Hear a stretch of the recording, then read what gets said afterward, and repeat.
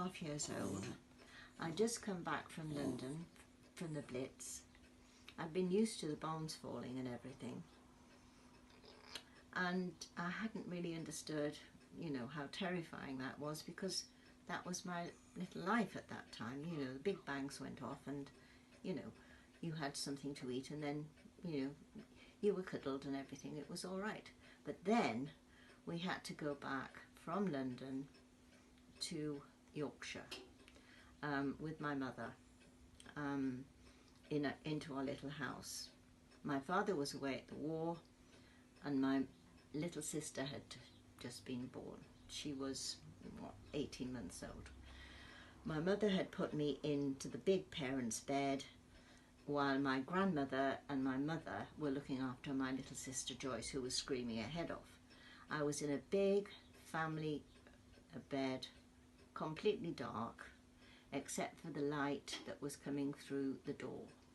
I was quite comfortable. The light was coming in. I was a bit cross because nobody was taking any notice of me.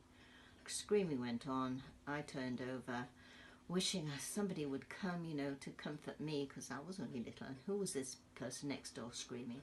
And then what I thought was my mother, who came to sit down beside me on the bed, except her back was turned from me. So I just felt this big bottom coming by my bed with the back to me. I put my hand onto this person's back that I thought. It didn't stir at all, but then the face turned round, the whole body turned round. I was not looking at my mother, but I was looking at a face that I'd never seen before. It was evil personified. It was horrible. It didn't say anything. It looked as if it would want to really hurt me. I was so little and so frightened, I didn't even scream. I did manage to get the clothes over my head, and I stayed there, completely transfixed, absolutely couldn't move at all. Didn't cry for mummy, didn't cry for anything, just stayed very, very, very still. And it took ages, but then the screaming stopped next door, the light went off, somebody came in to the bed next to me, and somebody looked at me, pulled the clothes from my face and said, "What on earth is the matter with you?"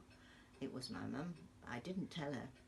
And I don't think I told anybody about this story until I was really grown up, because I was quite, you know, ashamed of it really.